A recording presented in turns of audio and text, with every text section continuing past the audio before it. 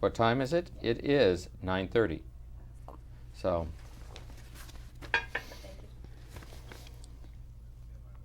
Stand by in a sec.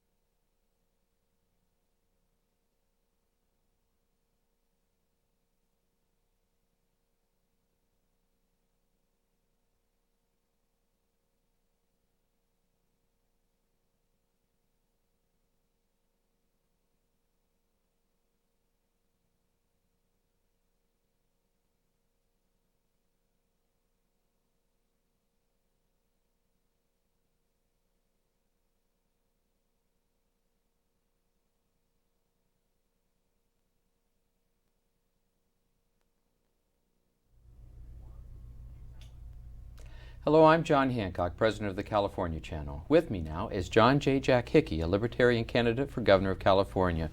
Welcome, Jack.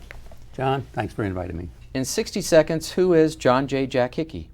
Well, I'm Jack Hickey to my friends and people that vote for me, I hope, will call me Jack also. I'm from New York originally, joined the Navy in 1953, got a good education in electronics. I came out to California where I was discharged in 57. I launched a career in high tech in California. I've got 28 patents. I've worked on nuclear fusion instrumentation. I've worked on laser retinal photocoagulators. You name it, I've done it. I've worked in fiber optics and lasers. And I've dabbled in politics quite a bit. In 1982, I ran in the Republican primary against Pete Wilson, Bob Dornan, and a lot of other names, Maureen Reagan.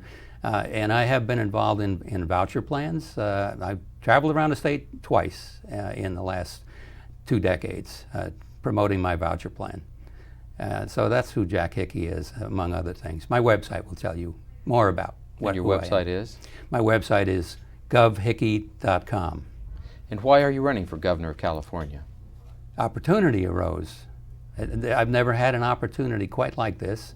To get on the ballot, it only required 150 signatures, and I could offset the $3,500 fee. That was a no-brainer for me. And I am involved in things that relate to state government. I'm elected member of the Sequoia Healthcare District Board of Directors. We have problems with the state. The state has mandated the seismic upgrades of hospitals around the state. It's going to cost $25 billion. That's insane. And these districts have money that could bail out the state. So I've got a proposal I'm going to deliver to the governor today that says, call off that mandate, have a moratorium on it, let these hospital districts loan you some money to bail it out, and we can get the state back on a firm financial footing. Why do you feel you're particularly qualified to be governor? Well, I'm a problem solver. I'm a research scientist by training, and I've been involved in solving problems, and I think I can analyze these problems and cut through the politics. I am not beholden to anyone. I'm not bought by the unions. I hope I get plenty of support from union members, and I hope union members will talk to their leaders regarding issues like the seismic retrofit, because that'll create a lot of jobs, but that's the wrong thing. We don't want to create jobs by throwing bricks through bakery store windows. Now, many of the media outlets are comparing this so-called re-election or recall election to a circus-like event. And as you alluded, many of the candidates have just merely paid a $3,500 filing fee, gotten 65 signatures to be on the ballot. Others, like yourself, have gathered 150 signatures. Many of the political pundits are only following the top 6 or 7 candidates. Why should your candidacy be taken seriously? Well, I'm hoping that the website, and Smart Voters, by the way, the League of Women Voters has the websites up there for all the candidates. Great resource. I hope to be the first one up there. I submitted mine a week ago, and I expected it will be the first one. And so as people look at the ideas of these 135 candidates, sure, there's some of them that are not going to have anything serious. But there are ideas out there that can be used by the candidates. I think that this will be a very positive thing for the state of California. What do you see as the most important responsibility of being governor? to tend to the people's money and to make sure that we use it properly and that we don't take too much of it. I think we take far too much of the people's money, and I think that the people could do a better job at a lot of things. For instance, educating their children. That's why I have proposed tax credits, property tax credits, which is a new idea. Libertarians have always supported tax credits based upon income taxes. I'm proposing that property tax credits be issued for education by alternative means.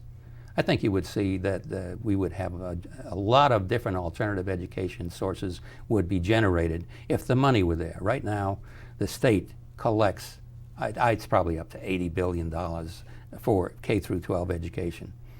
And this takes away from the ability of other sources of education to create environments that would be much more efficient. So briefly, how would these property tax credits work? Well, a property tax credit, even if you have no children, if you are paying property taxes and you wanted to take some of that money and apply it to a child's education, my preference is that the education be measured by testing. And that's why my voucher plan also was that type of a plan. When Johnny and Mary learn how to read and write, Mommy and Daddy get paid. The same thing I would apply to the property tax, where if a child is chosen by a property owner who is paying taxes and they want to designate their money for that child has to demonstrate performance before the property tax deduction would accrue. Okay. Who are your heroes, your role models, your mentors? Well, I like Tiger Woods. I'm sorry that he didn't win this last. He's having a problem, but in the political world, of course, Milton Friedman has been a good source for me. He endorsed my voucher plan in 1980, and so did Dr. Max Rafferty, who was the former superintendent of public instruction. This is quite a while ago, but Milton Friedman, William F. Buckley. I was a conservative Republican, at least I thought I was, for 40 years before I switched to the Libertarian Party. And I found that the moral majority, that Bob Dornan and John Schmitz, who passed away, he was in that election in '82, and he was a good friend of mine. But they tended towards the moral, legislating morality, and I don't think you do that. I think morality is its own reward. Okay. What are your views on campaign finance reform? Or finance reform needed, and if so, what? I don't really think that finance reform is needed. I think that, first of all, the media, the internet is going to change the way campaigns are run. If I win this election, it will be because of the internet, because of getting out on the internet, and more people are getting on the internet. And these people with $50 million, they're just going to be wasting money. But I do think we need to know where that money came from. I mean, that's the important thing. Things like out-of-state money. I ran against Tom Lantos in 1984, and Tom Lantos he gets his money from way out of the district. Probably 90% of his money comes from out of the district, and so we need to know where that money is coming from, and I think the media needs to put that out there for the public so that the public understands that even if somebody has $50 million, that's not the point. It's where did it come from? How are you funding your campaign? It's from day to day. I don't have a campaign committee yet. I don't expect to have one. So I put gas in my car and I drove over to Sacramento so I could take advantage of this opportunity. Who's supporting your campaign, and what does that support say about you? Well, people are supporting my campaign. When I hand out my business cards, my campaign cards, I get very good response from people, and so that's who my supporters are. The most important thing is who my supporters are not. My supporters are not the labor unions. It's not the Building and Trades Association. It's not the insurance industry. So I'm not beholden to any of those entities. I'll talk to them. My door will be open to them, and I'll listen to their ideas. But they're not buying my vote. All right. What do you feel should be the defining issues of this election? Well, the first one, we've got to deal with the budget deficit, of course. And I have a plan, as I mentioned earlier, that I'm going to present to the governor to hopefully they'll do something about that and get that solved. And then we can devote our time to the issue of education. Education is, in my mind, is the number one issue because it consumes far more than half of the state budget. And that's, we need reform there. What would be your top 3 priorities and why, and how would you get them accomplished? Education reform, and that is to turn around the 90%. Right now we have 90% of our children are going to government schools. I think that's backwards. I think it should be 10%, with 90% of the families. Most families are capable of feeding, clothing, and sheltering their children, and they ought to take care of their education.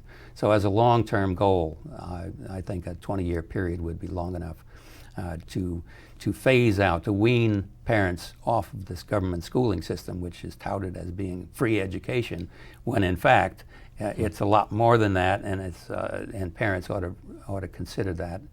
And I hope that they will support my plan. So it will be through getting the message out to the public. As a governor, I will be able to get the message out to people much better than I have with my limited budget. So the education reform would be your first priority, the other 2? That's my first priority, yes. And then the health care system, since I'm an elected member of the Sequoia Healthcare District Board of Directors, and I ran openly as a libertarian for the purpose of dissolving the district. So dissolving of districts that no longer have a charter, and my district doesn't have a charter anymore. They were originally founded as a hospital district. They built a hospital, operated a hospital, sold the hospital, and now they ought to just go away. And so that's my position on the Sequoia Healthcare District, is I want to make it go away. And the Little Hoover Commission has identified many other agencies in the state who are sitting on almost $20 billion who don't have a charter. And this is the $20 billion that I would like to see loaned to the state to bail them out. And so getting rid of unneeded agencies would be the second. Number 2. Okay. Number 2. And then I could say the car tax because that's politically a current issue, of course. But taxation in general, we need to look at taxes in general. And if you look on my website and see my plan for education, as we wean parents off of the free education system, we also phase out the sales tax over a 20-year period. And I think that would really simplify the issue of whether we should tax internet sales. Because if we don't have a sales tax, we don't have to worry about internet sales tax. What do you see as the key factors that will shape our state's economy in the coming years? Creating a better business climate. We need to deregulation. I'm in favor of deregulation, and even in the utilities, I think deregulation was the proper thing to do, and maybe we didn't do it properly. But I think that deregulation is the solution, and I think that looking at the blackout on the East Coast, we need to work towards more self-sufficiency. So that, I don't believe in subsidizing solar panels or subsidizing any of those things. I think that the economics of the issue and the security related to the issue of having your own power source in your own home is going to be predominant, and we won't need subsidies. How have recent economic changes redefined our legislative priorities, do you think? Recent legislative changes? Economic changes. Economic changes? Redefined our legislative priorities. Well, I hadn't thought about that. I don't have recent economic changes. Give me an example of well, after 9/11, downturn in the economy. Okay, 911. It's well, actually, 911 is a small blip on the radar screen. It wasn't all that much money. We're talking big money out here. We got a $20 billion budget deficit, and I think that the Twin Towers. Haven't. Well, that was just the beginning. That's the date most people use as a benchmark for when things started to change. I think that the thing that I'm concerned about, as libertarians are concerned about, is that after 911, we have this invasion of the privacy and the government is overreacting, just as they overreacted on the seismic thing when the Northridge earthquake occurred, and 2 people died in hospitals down there of heart attacks, not from anything falling on their head. So I think that we need to look towards overreaction of government whenever we have crises like this. So what do you feel is the state's role in economic development? In other words, how do you balance the need to create jobs with the need to ensure that business is conducted in a fair and an open manner? Well, a few years back, I had talked to SAMCETA people on this fast track that had been created by the state, and I thought that was a good idea. And we do need more fast track to get through some of the rules and regulations, and I hope that's still in place. Although with the environmentalists do have a tendency to slow down any kind of development, and so we need to look at the issues there to make sure that businesses can move rapidly. I think that the energy, as I understand, there were a number of energy sources came online recently, and so they must have been able to fast track something there to solve a major problem. And I guess they just said no to the people who would stand in the way of that type of development. So with rising utility, unemployment, insurance, workers' compensation costs, many businesses are seeing greener pastures in other states. As governor, what would you do to motivate companies to stay put in California? Well, I've seen some on this workers' comp. I have to admit I'm not totally up on it, but it sounds like it's a serious, very serious problem. And I don't believe in government being insurers. So I don't think they should be in the insurance business, so I would want to get them out of that business, of course. But there's going to be advisors out there. I don't pretend to have all the answers. I expect that if I'm elected, they will come. I will have more advisors, and my job will be to choose the correct ones, and I think I'm very capable of doing that.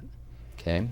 You started into this a bit. We'll illuminate more now. In light of California's recent budget deliberations or the battles and predictions that we start this next budget cycle with a $12 billion deficit, how do you propose to balance California's state budget?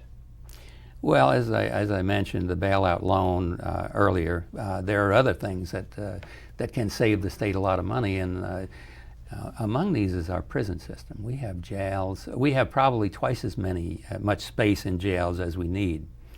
And if we were to release the nonviolent criminals and stop prosecuting people for their personal preference on what they like to inhale or intake, or my wife and I prescribe red wine for our health. I mean, unfortunately, it's not illegal, but some people prescribe other things, and it's illegal. We need to eliminate that, and we need to get the federal government out of our backyard telling us how to run our state. We did have the medical marijuana initiative, and I think our state is capable of dealing with that issue, and so.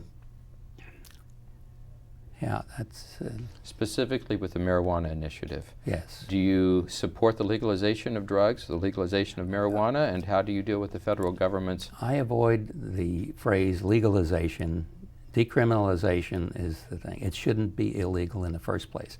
Whenever you legalize something, whether if it's legalizing abortion, that's like blessing it. And I don't think that the state should put their blessing on something that other people might not like. You shouldn't bless marijuana or heroin. It shouldn't be illegal. So that you need to decriminalize. You need to remove the legislation that's on the books that makes it illegal. But I would not support any bill that would legalize it. But how do you deal with the federal government's then interpretation? This is a jurisdictional issue. And I am a states' right enthusiast. I think that the state should be able to establish that we have jurisdiction, and I understand that we have federal funding, and this is a problem. Federal government shouldn't be collecting an income tax. What they should be doing is they should be collecting money from the state based upon per capita. How many people do you have, California?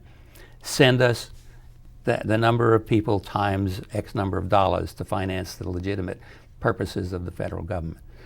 I don't know whether we'll ever get there in my lifetime, But this is a goal that I would have, because we don't want that money going back there and then coming back for categorical grants for this, that, or the other thing. That's what has really messed up the education system. Is we have so many people spending time working, trying to figure out how to get grants of money that never should have gone to Washington. The California Constitutional Revision Commission has recommended that the state move to a 2-year budget cycle to introduce long-range planning into the budget process. Do you agree with that suggestion? I don't see how it could hurt, but I'd have to look at that and listen to my advisors. And it wouldn't be Warren Buffett. It would be Milton Friedman. All right. Between budgetary formulas, entitlements, initiatives, and other mandatory elements, less than 8% of the budget is discretionary. Do you feel reform is necessary, and what would you propose? Absolutely. I mean, that's absurd that only 8% is discretionary. For instance, when you're in a budget crisis, you should be able to take 10% off the top of everything. It doesn't make any sense to me. And if there are things in there, like we have Proposition 98 on education, which is a formula. We have formulas. We need to eliminate that. Our Constitution is so convoluted. I don't know if it's the longest Constitution. And I've gone through the whole thing. Having written a couple of constitutional initiative amendments, I'm familiar with how interweaved it is as far as trying to figure out the education part of it. All right. As governor, how would you ensure that Californians have an affordable energy supply adequate to our needs? When you talk about affordability, affordable housing, and all of these different things, these things come naturally in a free market. I mean, and so I believe in the free market. I don't believe in subsidizing housing. I think that what we have is the problem with housing or energy is the regulations that limit it. I think there should be a continuum of housing. I mean, if you go over into foreign countries and people are living in grass shacks, and there should be a continuum so that people can move up the ladder from wherever they are. They can take a step up the ladder. There's an incentive.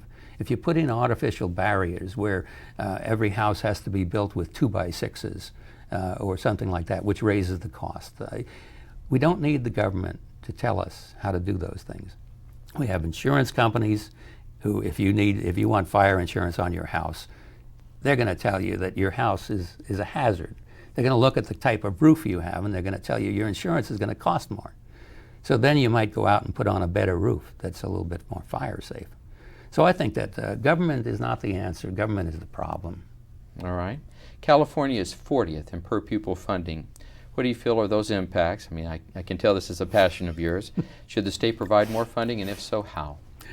Well, right now we're spending over $10,000 per child when you add everything in.